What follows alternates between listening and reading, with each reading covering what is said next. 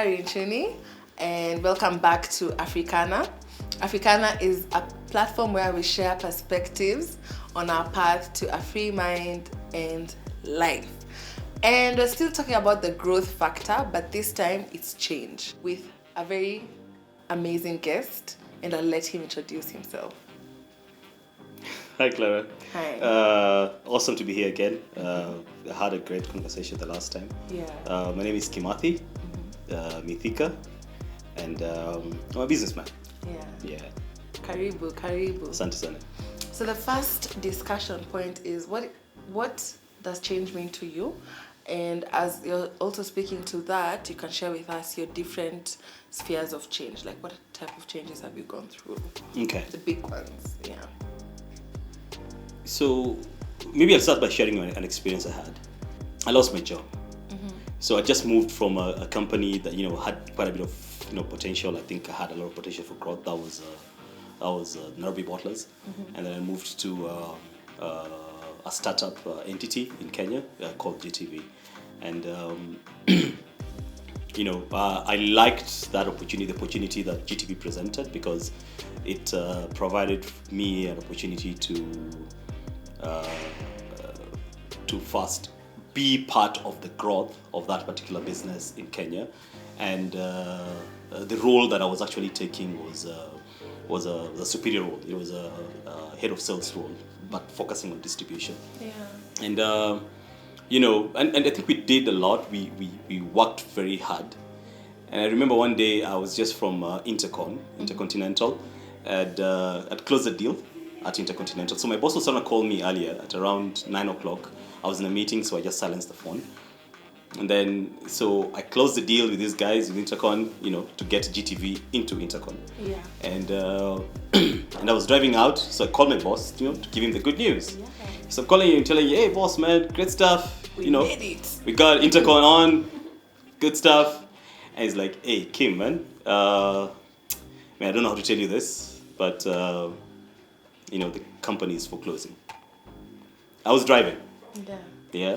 And so our offices were up on Riverside Drive. Yeah. And I didn't even get to the office, so I just drove past the office to Office Park. Yeah. And went and parked at Office Park and had a drink of water. Yeah. Yeah. So yeah. So that change. That was very unexpected. Yeah. Because I had so much pegged on this business, on this company that was in there. I was still relatively new in employment industry. I hadn't had a lot of long-term employers. Yeah. And for me, GTV was it, and my hope was on this company in terms of growing it, and I was anticipating a lot from a growth standpoint. So when this happened, it was a bit of a setback. And interestingly, at the same time, what happened was I had invested some money to do a different business on the side. Yeah. And unfortunately, it didn't start off. Yeah. And I lost quite a bit of money on that. So all this happened at the same time. Yeah. And so that was a tough change. One of the really tough changes, at least in my career. But at least it really helped in terms of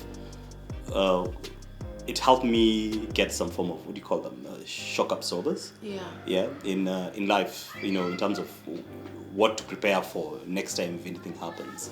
Yeah. Yeah. Anywho, out of that particular outcome, I think 2-3 months later, I managed to get another job, and I moved on from that. Yeah. And but again, 5 years later, I was in a similar predicament, because then I had to move from my employer to into an unknown environment. Yeah. But at this particular time, I was a bit set.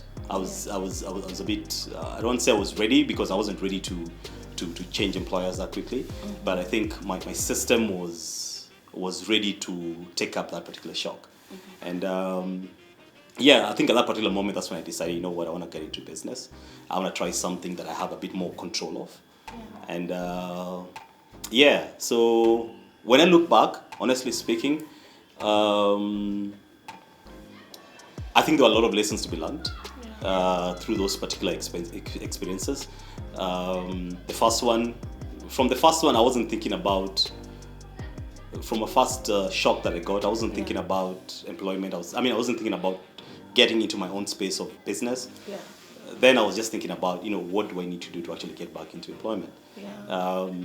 Also, plus, I also did not have the resources that I needed to get into a business that I wanted. Yeah. And so when I got back into employment, one of the things that I started to do was essentially putting money aside to make sure that that I can actually be able to have some form of capital to be able to set up something for myself. So when I was in employment, when I moved to the next employment, I wasn't quite thinking about it. What do I say? A business, but I had resources that I actually set aside for that. And so when the next thing happened, I was at least ready for it. And that's when I decided, you know what? I want to get into employment. I want to see into self-employment. I want to see how this goes. And that's when I actually started the advertising business. Yes. So changes there, and they've happened. After that, there's been more changes. There are times when the way the change happens is that, you don't get business for a whole year. What do you do? How are you ready to actually tackle that particular change? Okay, that's interesting to know, because sometimes I like that you've said that change sometimes is inspired by the lack of action, as opposed to something happening. I would say in my experience, the change that's happened has been in the profession, in the employee, as an employee. Yeah. And you find that there's a lot, in the agency I do work in, there's been a lot of changes. It's like every year there's change.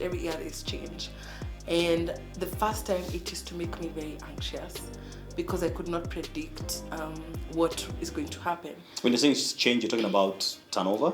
Or turnover, in terms of ways of working used to change.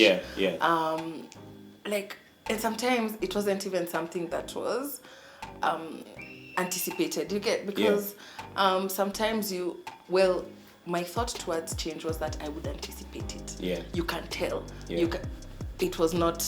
We were not able to anticipate it. Yeah. It just used to happen. This is happening, and you don't have time to kind of process. Okay, where do I fit in this new company? Yeah. Because you see, when a company changes, it becomes a new. For instance, if Expose changes something, it becomes a new Expose. It becomes a new version of the company that exists. Right. And your employees also have to find themselves in that changed system. And at first it used to make me very anxious because, of course, there's that job security. Will I still be needed now that this and this has happened? Right. Will I, if it's in terms of turnover, will I be able to get along with the people who are coming in? Will I be able to get along with, will the merger absorb me or not? So it used to make me very anxious at first until I decided to mirror my boss. I don't know, I just felt like that was the most reasonable action for me to take at that time. Yeah. Because at that time, our CEO is very like you. He has a high appetite for risk. Like his appetite for risk is healthy, And for him, when he looks at changes and challenges, he's very excited.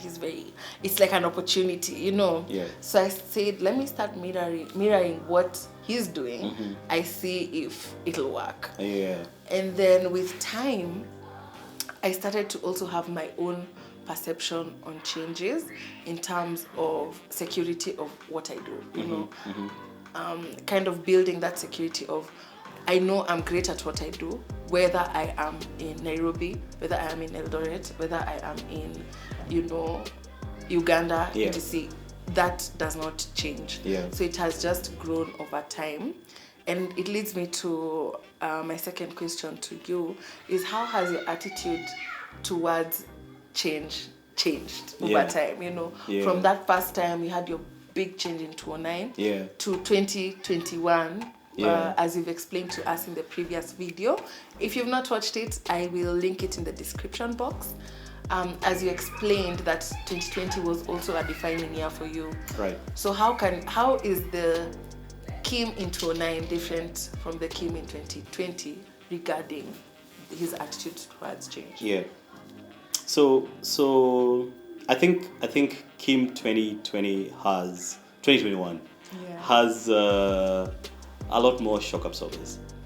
Yeah. I think when you go through life, especially if you're a risk taker, you always burn your fingers. In fact, most of the time, out of 50 opportunities you take, probably 3-4 actually really kick off, and you burn your fingers in 48, 45 opportunities, and they tend to kind of build you and build the resistance that you have to kind of absorb the changes that are coming.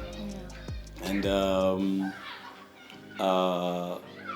in 2009, when contracts were cancelled, everybody was worried. What's going on? Well, how you gonna take care of staff, etc. This particular time, in fact, my situation was different because I had people who were depending on the business to actually pay them salaries.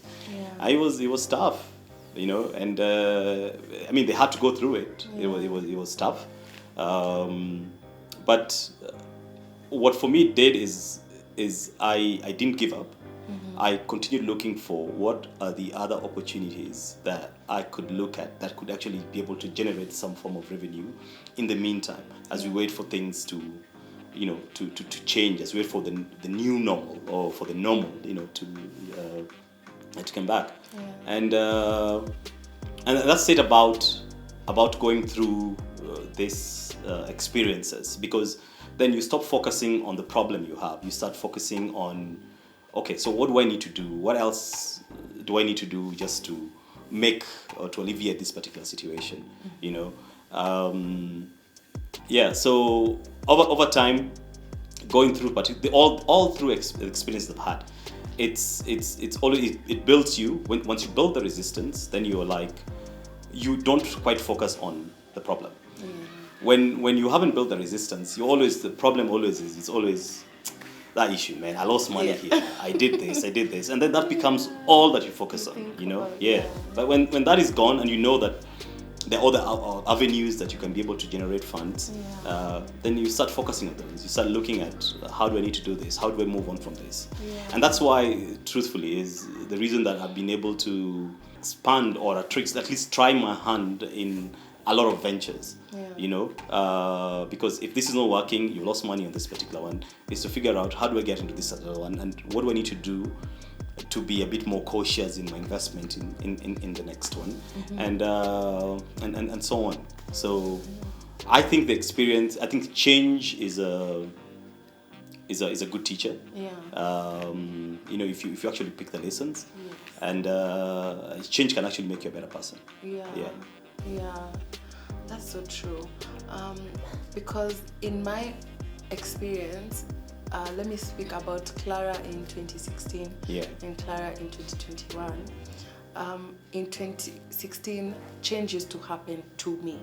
Like, it was something that was happening to me. It was like I was outside of it, So I used to take things. I used to be very, of course, anxious, worried, and only thinking about the problem. Right.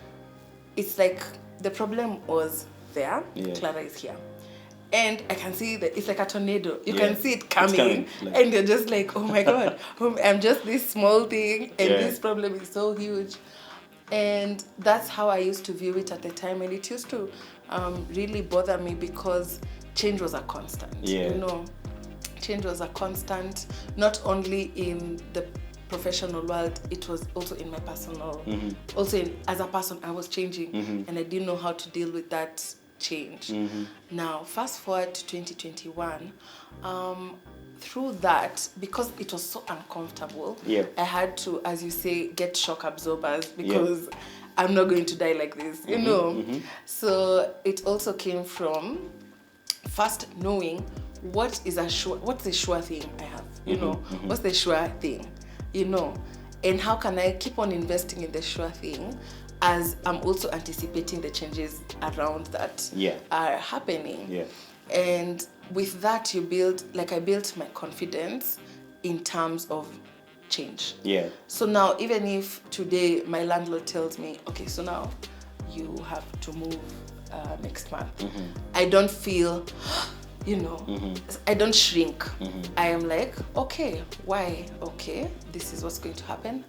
Then I move to the, it's more, what do we do? How do we, because then I know, okay, if it's savings, if it's support, if it's what, I have this, as you were saying, shock absorbers to absorb, you know, the change or the effects of that change. Yeah, yeah. And then another thing is that my perspective this year, last year, has been that I am with the change. It's not a tornado coming at me. It is, I am swimming in the sea, You can be part of in it. the ocean. Yeah. We are all swimming. We're all changing. We are all trying to figure it out. Probably the wind is too. You know, the wind is probably like, I don't know where I'm going, but we're going anyway. We'll get there. We'll get there, yeah. And I realized that is one of the biggest factors that has helped me grow, because then I am able to be myself despite whatever is happening around, and I'm able to show up 100% as Clara. Not, okay, here Clara is showing up 50% of Clara is at the problem, trying to looking at the problem. You know, you're just like, why did this happen to me? Why did this, you know? So I would say in 2021, that showing up 100% despite the change, despite the uncertainty in different aspects of change, that's how I would say the change has evolved. Yeah. You have clearly stated, and we see it as your extended family, that you have a healthy appetite for risk. And in terms of your growth and your experience, that relationship you have with risk has actually propelled and helped you nurture the dreams that you are living today. Yeah. So in your experience, would you say that the greatest risks reap the greatest rewards? Not necessarily. Some of the most expensive ventures that I've undertaken have are the ones that have let me down.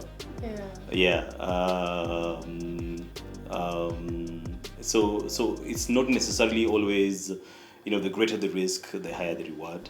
At times when the risk is calculated, it may be small, but over a longer period of time, you actually reap your reward.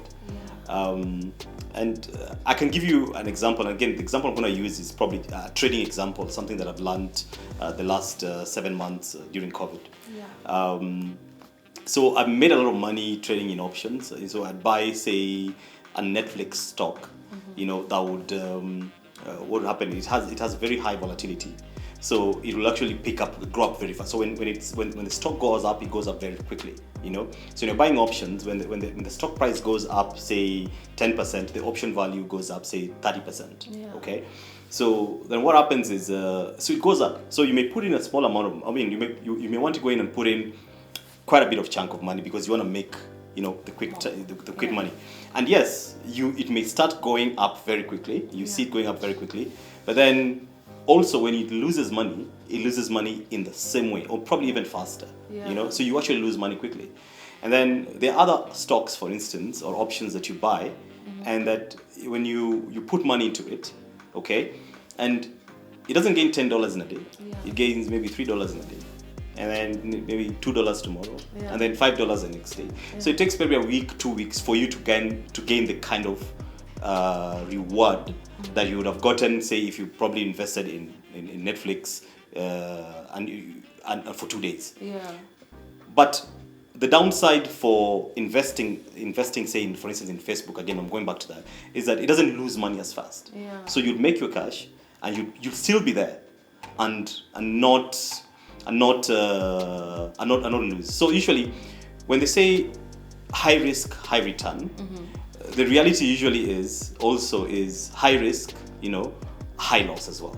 Yes. Because when things turn around and you start losing, you lose probably even faster than you actually placed it. So in investing, even as you're taking risk, I think patience is an important element. That's true. Yeah. That's so true, because also when I was starting my investment journey, the guy who was advising me on my financials was telling me, you have a problem of wanting that quickness. Yes. And he was telling me, wealth is compounding. Yes. Think of, like, he was telling me, you think 10 years is a long time. When you're 10 years older, you will not think it was a long time. You'll think, oh my God, it was just the other day. Yeah. And he was telling me, in terms of money, when you compound it over a long period of time, just small incremental gains over a long period of time is mind-blowing. Yes. As opposed to looking for something that's very quick, and he was also telling me, as a person, because I was investing my savings, and he was asking me, what's the mindset you have when you want those quick returns? And I was telling him, I want to do this with the money. He was like, that's not it.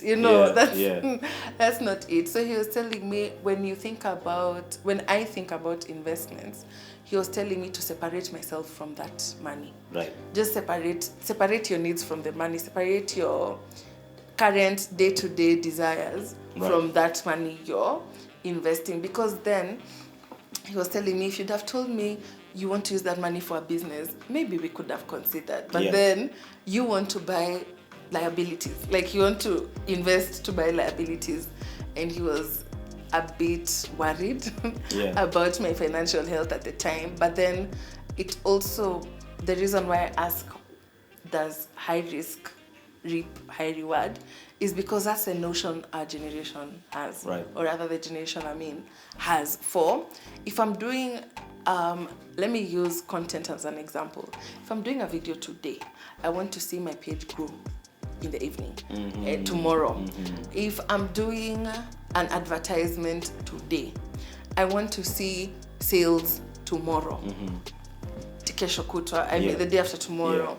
And the thing is, the power of time is very strong, and that's what I've realized in terms of approaching my risks, because personally I'm neither risk averse and I'm neither on the higher end. I'm a reasonable risk taker. My family does think I'm a risk taker, but then you see there's also levels to there's also levels to risk taking. For me, there are two types of risks I make. There's the calculated risk, and there's the I can lose it. I bet on this so highly that if I lose it, it's okay, I was wrong. You know how you're just like, if I'm wrong, I'm wrong. It's okay. This is something I'm willing to put my money on. And then there's also the calculated, of course, now the investments, like the money market fund, that I'm guaranteed, okay, I will not lose this money, whether I do it or not. But then in terms of business, because at this age is where my friends are also starting their businesses. And as I'm listening to my friend pitching, okay, give me this amount of money, I want to do this, I want to do this. I also want to hear that you care where the money goes, because there are people who, in terms of entrepreneurs and risk takers, I believe there should be a balance between the dreamer and the doer. There's the one who has the vision, this is where we're going, this is how we're going to do it. And there's the one who is the miser, the one who's like, okay, this is a good idea, but the budget is, this and this. Because sometimes as a person, the nature, I cannot be dual, I cannot be risk averse and still be me.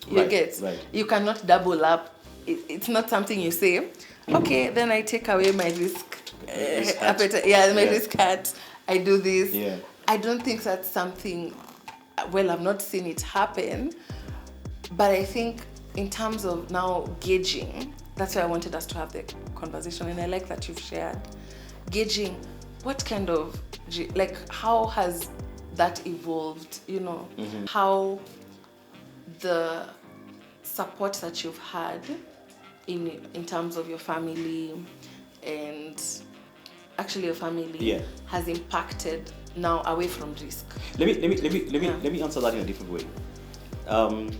So the other day, when I was looking for funds to kind of, you know, jumpstart my situation where I was, and I went through a lot of online profiles to see, you know, what government had to offer. You know, in the US government was offering funds, you know, for people during COVID. You know, in Kenya there was really nothing much, but I think it was KEPSA, you know, Kenya Private Owner Association. They had something working with, I think, the Kenya government and another entity to provide some form of funding for youth. Okay, so I'm way above that particular youth whatever. So, you know, I couldn't really put my application there, but I saw there was actually an opportunity that was there, that was being provided for guys, you know, for funding. So if you wanted 50,000, if you wanted 100,000, if you wanted, I don't know the maximum that it was, but the opportunity was actually provided by that particular institution. Very different from, you know, when I was growing up in terms of sources of funds, you know, and maybe that's maybe what one thing that guys maybe probably want to look out for is, you know, are there people, and they are. The other day I was in Westlands, I was visiting a friend, and I went into his office. He took a whole block office, and all he had was an incubation center. He had young guys, all of them with different startups. Okay, what he does is that he goes in and helps, depending on what your idea is, he goes in, helps generate or motivate for funding for the project that you have. Okay, and he provides the avenue for those particular individuals to grow. So those guys who are coming in there are not, obviously he's an investor, he's looking, he'll definitely want to ask for maybe 20-30% ownership of the investment that you're having, but hey, you're better off actually giving 20-30% ownership of that investment to somebody who's actually helping you generate funds, so then you can actually be able to generate revenue that essentially helps you, that pays your bills, and you're giving out 20-30% of it to somebody else, which is fine. So in when we were growing up, that wasn't so easily available. It wasn't easily accessible. Right now, there is, it may not be a lot, but there are opportunities that are there for you to be able to do that. The other way that, again, we're just talking about, again, back to source of funds, you know, where to get the money fast for you to be able to place to your risk of choice. Okay. Small transactions, for instance, like, you know, when you do M-Pesa transactions, when you go to some of these financial institutions, okay, they actually look at those particular transactions. You may not have a bank account, but they look at your M-Pesa transactions. You know, how has it been? You know, are you getting some money coming in, 3,000, 5,000, whatever it is that is coming in there? And then they relate to that and they say, okay, so this is what you're generating in every month. Okay, maybe we can give you 50K. Okay, because we feel that, you know, if you're generating this amount every month, you can actually be able to give, you can be able to pay 2,000 or 3,000 every month for this. You know, so there are financial institutions, there are circles that people can actually be able to join, contribute, if it's 200 bob, if it's 100 bob, if it's 500 bob, 1,000 bob, every month, and then you take essentially 3 times a share. You essentially share your statement of your M-Pesa transactions, for instance, and you get funding. And then you have an idea, I want to drive this, I want to do this, and you know, you already have like a percentage if it's not fully funded, and you go in and take your risk. So for the guys who do not have like a gig, who do not have an employment, those are probably some of the avenues that you can probably look out for. I mean, there's families, there's friends, and possibly also one of the ways to think about it, even when you're talking to family. Family is not always an easy source of funding, even if funding is there. The thing is, you need to be able to show why they should invest in your business, because for them, it's putting money in your business for them to be able to generate interest. So essentially what they will do is take money from a bank, give it to you, that money from the bank, they would have been earning an interest on it. Yeah. So what you're telling them is, look, I'm willing to run this gig. This gig can give me this amount of revenue, and I can pay you this, which is much more than the interest that you actually get from the bank. So you work on a business plan and talk to your family members, talk to your friends, go to banks. Maybe some of them will probably turn you down if you don't have it, but you know what? Just try it. Get turned down and say, you know what? I actually went to this bank and this guy's actually just turned me down. Yeah. You know what? You tried. That's for me what I always advocate for. You never break a leg, you don't break a knee, you don't lose anything by trying. Yeah. So once you have the risk, once you have this idea that you want to put your money in, you want to put your time in, you want to put your thoughts in, get some money for yourself, figure out how you can get some money for yourself, figure out the different sources of funding, and then just give it a try. Yeah, just make sure it's a bit calculated. Make sure you've covered all your angles in terms of, think about your exit plan. If you have to exit from that particular business, what do you exit with? So just but don't be afraid of taking risk. It's important too. It teaches you lessons. Yeah.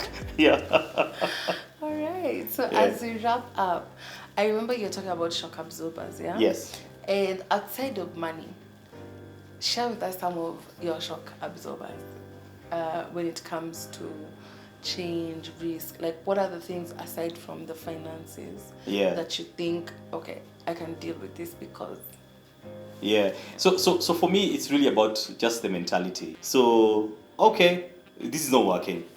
Okay, so what is my fix for this? Yeah. How do I just move on from the noise? This situation. From that particular situation, so then I can better myself. That's for me. That's really just my easy fix of things. It may sound, it's something that you kind of gotta learn over time. But for me right now, anything that happens, God forbid, whatever situation that happens, my always first thought is, okay, so how do I transition from this to this? So I've taken the angle of how I always look at business, okay, and then I try and bring that particular angle into my private life, into my relationships, whatever situation I'm in. That is how essentially I look at it. It may not be the best solution. I'm not saying it's the answer to everything, but it's something that for the time being it's working for me. Yes. All right, I agree, because for me, I first ask myself, because things hit me different, there's the change that happens, but I barely even notice, like, oh my God, I barely even noticed this was happening. But then there's those changes that shock me to I can even feel it physically. Like I can tell, hey, I'm feeling anxious, like something is about to hit me. And I ask myself, why is it hitting me this hard? Why is it dawning on me this heavy? And most of the times it's something, it leads me to an action. So for instance, if in terms of jobs, when COVID did start, we also, my employer had to also make changes. Right. And it was communicated that changes will be made. Yes. No one said what changes will be done. So I was like, whew, I feel it, And even I remember when we were in the boardroom, he asked me, are you okay? And I was like, yeah, I'm listening to you. Then he's like, okay. But at that point, I think my face was just showing what was in my mind, because I'm like, what? Because so the first thing I did, first I shared with Kawe, and then I was just asking myself, why do I feel like this? And I had saved, like financially I was okay, job-wise I was okay. I mean, things were good, but just the new information that came was like, okay, I don't even know. I was very confused. It was a bad situation. And I was like, okay, let me ask myself what exactly I feel in this moment, because it'll help me take actions, like the next steps. So that's what I did, and I assessed within myself, okay, it's actually a Sambazwad fear, because everyone was so scared. And I personally didn't have a reason to be scared. I was also scared because I'm not scared, and people are scared. Maybe I'm not doing enough. So then I was trying to ask myself, how then can I separate my experience from the part? You know, when you're, especially when you're in a group and you work in a creative space and you're together all the time. Yeah. You kind of rub off each other. Yes. And your energies rub off each other. Yeah.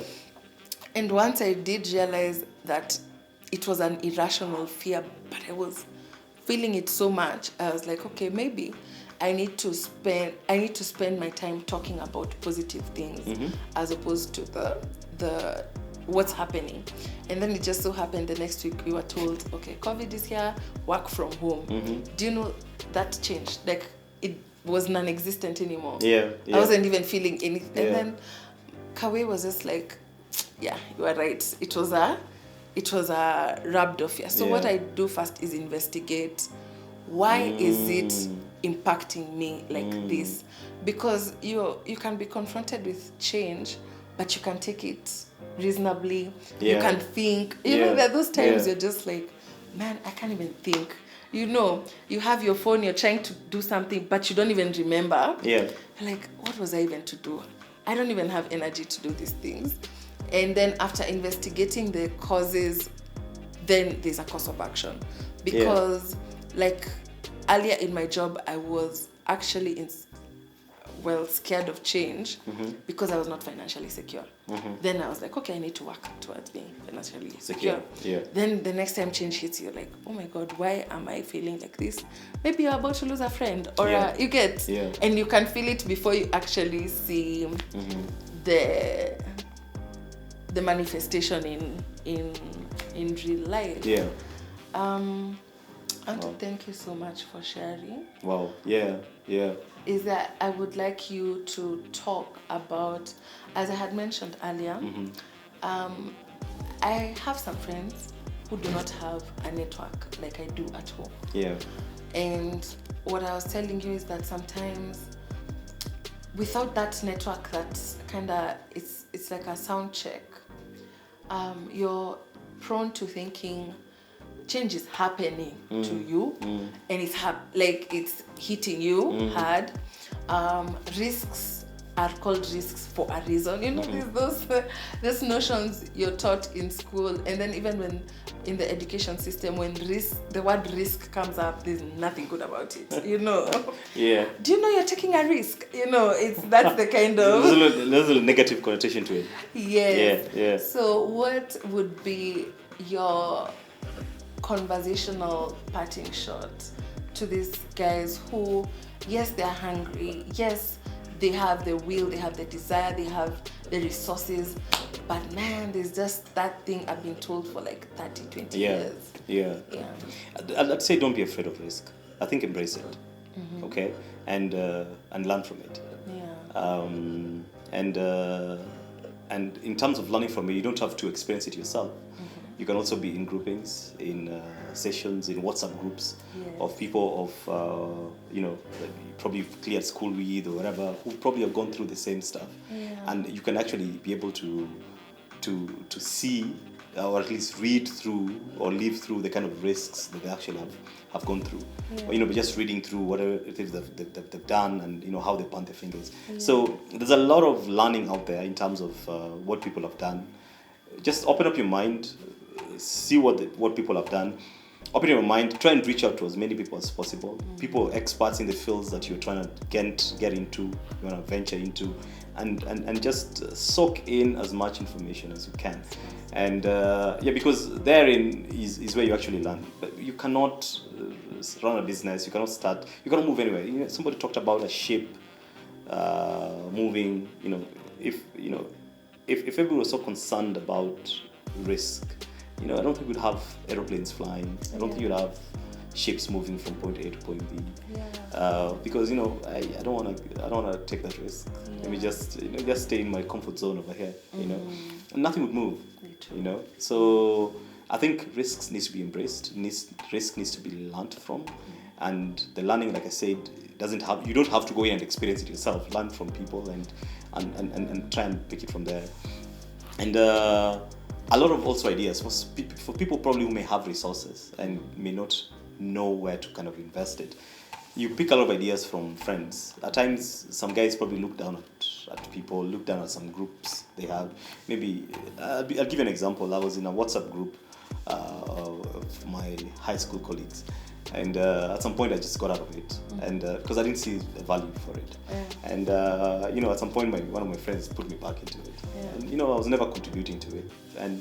But the reality is, some of the business ideas that I've picked for 2021, essentially from that particular group.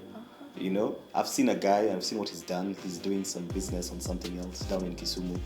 And I look at myself and I look at my situation back at home, and I'm like, you know what? This could actually make a lot of sense for if I can do this in that particular place. And I called out to the guy. We reached out, we actually talked. And I learned so much from this particular gentleman. And it's something that I want to take on this particular year to adopt. So at times, business ideas, they come from the areas that probably you least expect that you actually get them. So don't look down upon anything. Just if you have the resources, just go out, seek information, seek areas of of avenues of investment, and try and look for it. If you do not have the resources and you have a brilliant idea, there are avenues. If you just go into the net, yesterday my cousin, he reached out to us in a group. They are setting up a platform, for mobile money payment. There's some gaps they've seen and they want to do it, and they're looking for funding. They don't have funding outside. They can't get funding outside, but they're looking for funding from the WhatsApp group of the family. Again, family also helps. So today morning I was seeing questions being asked, can you show us what the plans are? What are you guys doing? What is the opportunity? What is the payback period, etc.? Those are the kind of questions that are being asked. Yes, families would support you, but again, they want to see a plan for repayment. So I think ideas are there. I think people haven't discovered half of the opportunity that is here in this world. Guys should just go out, think about it, dream it, and then spend your time looking for resources. There's always somebody somewhere who is willing to listen. True. Yeah. That's very true. Yeah. Thank you so much for sharing your experiences. Thanks for having me, Clara. Yeah. And thank you so much for sharing, and also being open with the different situations of change that you've been in. Yeah. I think that's very important for our audience to hear. And to our audience, thank you so much for tuning in and listening. If you do, I know you do have it, you have an experience of change. Last year was a huge change. So tell us how you've confronted that change, how the you 5-10 years ago has evolved to the you today in terms of change as a growth factor. I want to remind you to subscribe to our platforms, and be sure to like and share with your friends. Thank you so much. Until next time, this is Africana.